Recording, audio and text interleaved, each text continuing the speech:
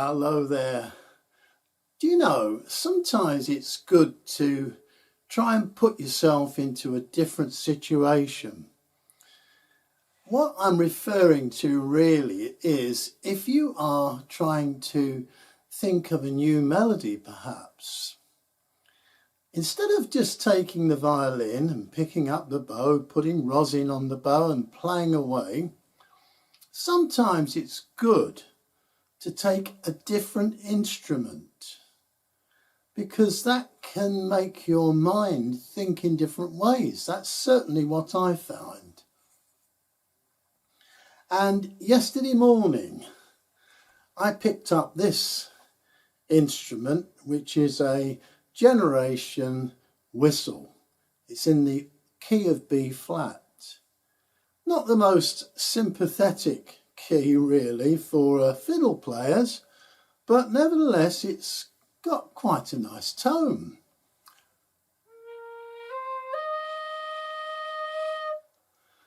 Well, there's a bit of history to this instrument, but I'll first of all just show you what I was doing yesterday. I was just tinkering around with the thing, and slowly this tune started to take shape.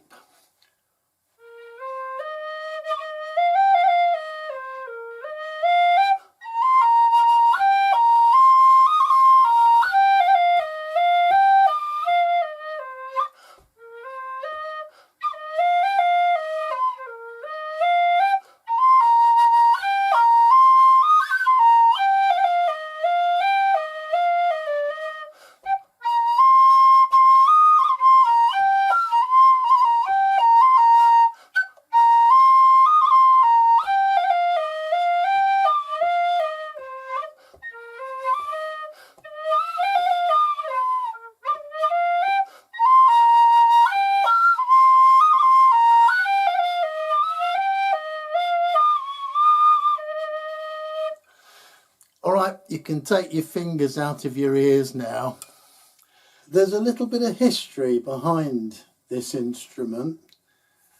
I bought this in my late teens, and I bought it from a wonderful old musical instrument shop which was in Shoreditch in London. And it was like something out of Harry Potter. You know, the shop in York where Harry Potter goes to choose his magic wand. Well, I'll tell you, this musical instrument shop was just like that shop in Harry Potter. In fact, there was even a stuffed crocodile hanging down. It was a marvellous place. And because I was working in that locality at the time, and this was, quite a long time ago. It was when I was in my late teens. And this shop fascinated me, and I bought one or two bits and pieces over the time that I worked in that area. And of course it's all changed now, but in those days it was really old-fashioned, oldie-worldy East End of London. It was a bit like being in a Sherlock Holmes set.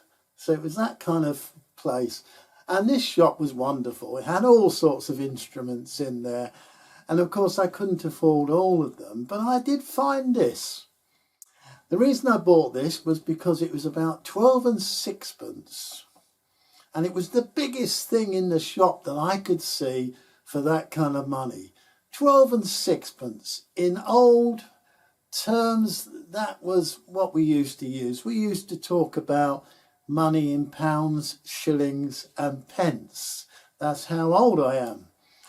And of course we then became decimalised. It wasn't painful, but it was rather strange because everything went up in price, I remember. But anyway, which is sort of metric.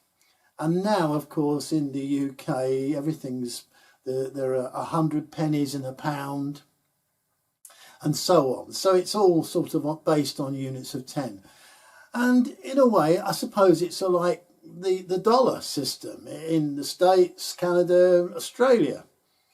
But getting back to this 12 and sixpence, bearing in mind that I was only earning something like a couple of £1 a week then, 12 and sixpence was quite a bit of money. So this is what I bought. And yeah, so I've had this ever since, and as I say, it still plays. So that's the history behind it, and it's rather special to me because it's one of the early instruments that I bought all those years ago, and it still remained fairly shiny. So that's not bad. So that's the history behind this instrument. It's my 12 and sixpence whistle. I do appreciate I've got a way to go with these instruments, but nevertheless, my point is this: it made me think about playing a melody in a different way. So I came up with that melody. Now, I don't know if I've heard that melody before or whether it's a completely new melody, but I can't recollect ever hearing that. So I thought, well, now this would be nice to try and play on the fiddle. So I'll show you if I can do that now. As soon as I just like Blue Peter, I just happen to have a violin to hand, and I'll have a go at playing this tune, which is in a rather awkward key, but we'll see how we get on.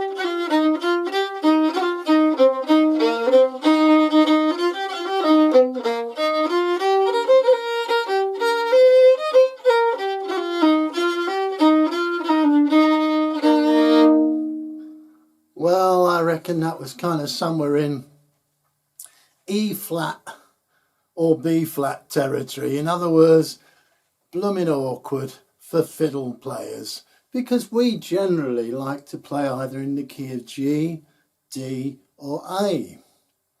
Okay, I know there are fiddle players out there who are superb in all those flat keys and can play any key you like, but for most of us, ordinary mere mortals, it's quite pleasant to play in either G, D or A. So I thought, well, it would be nice to try and alter the key. And believe it or not, I do have more of these wee beasties, and this is a Clark's. I think it's a Clark's. Yes, it's a Clark's sweet tone, and it really is quite a nice little sounding whistle. And the important thing is, it's in the key of D.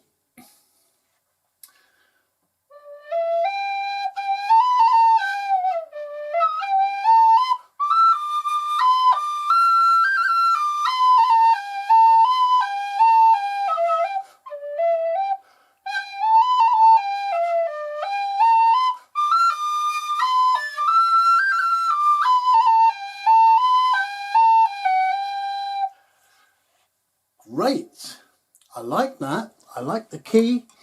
I'll try it on the fiddle.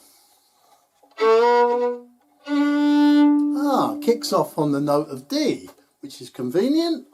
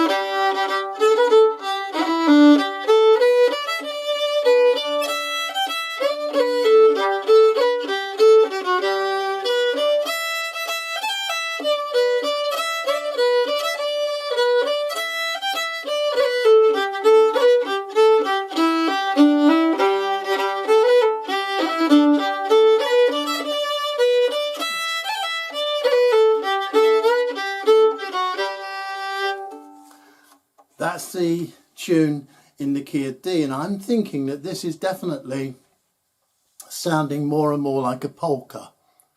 Probably played a little bit faster speed.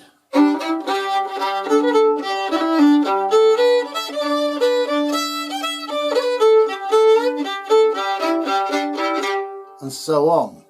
Now, okay, so I played this tune later on in the day after I'd been messing around with the whistles, and I thought, well, I can actually embellish this tune slightly.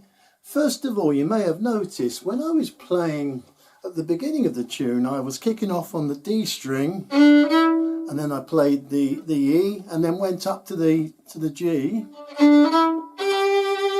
with my ring finger. At the same time, I found that if I played the open G at the same time, like a drone, it really gives it a little bit more emphasis. I'll show you. Do you hear that? And then when I went further up onto the A string, I found I could drone the open D. So it sounds like this.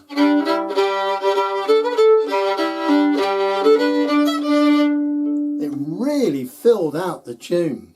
So I thought, right, that's something I'm keeping in, definitely. And then when I progressed along with the tune,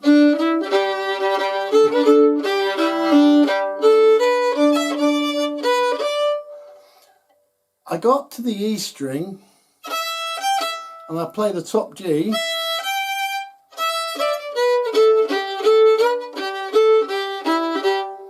I found I could also do a unison note if I wanted to. What I actually do is I've got my ring finger on the A string and I'm holding down the note D, and I simply slide my ring finger up to the A whilst playing, I'm sorry, not the A, the E. I'm sliding up from the D up to the E, and I'm playing the open E as a drone as well. So it's a unison note.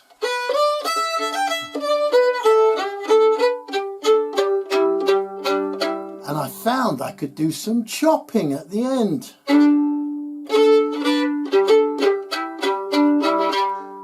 So what I'll do now is I'll put all of those embellishments together.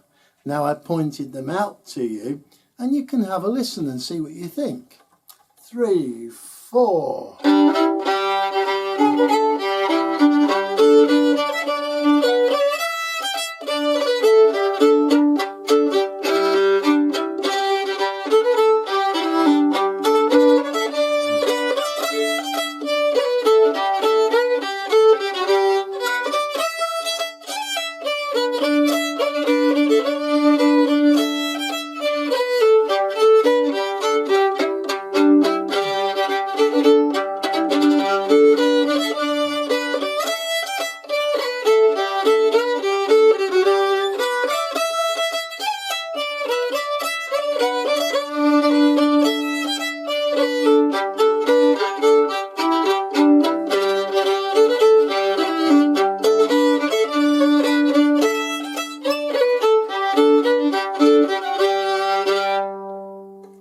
And I guess, of course, that was a fairly relaxed pace.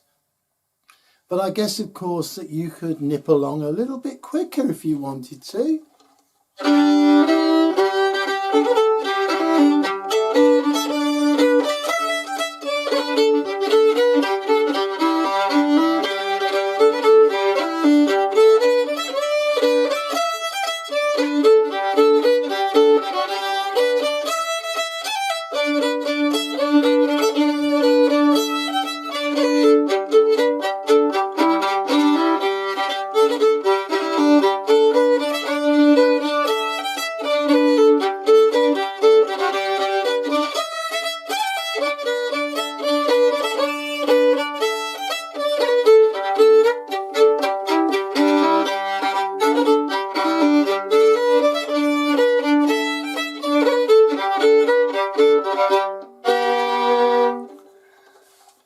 you can imagine, if you've got a guitar player backing you up, if you've got a baran player, if you've got a banjo player, those little embellishments that you're putting in on your fiddle playing are just bringing your instrument up and giving it that excitement.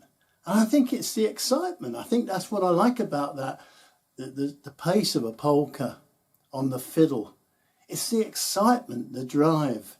And I think all of those little things I've pointed out to you in this video, if you try and just perhaps incorporate one or two of them, and I'm not saying you should spend hours trying to figure it out, just let it come naturally.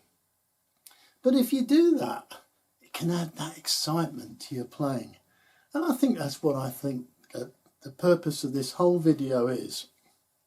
Number one, to show you that by using an alternative instrument, maybe a piano, maybe a guitar, maybe a banjo, maybe a squeeze box, it can actually give you inspiration, and it can put ideas into your mind to create melodies that perhaps you wouldn't have figured out if you had just simply picked up the violin by itself. So there you go. I thought you might find that interesting and enjoy your fiddle playing. I hope this has been fun. Of course, I will try and figure out the notation for you. And as soon as I do, I'll leave a link in the video description. If you've enjoyed this video, please put a comment on and say, yep, quite a useful video. If you've not enjoyed it, well, put the comment on someone else's YouTube channel. Sorry, I'm only teasing, honestly. Hey, lovely to see you all again. You guys take care and enjoy your fiddle playing. Bye for now.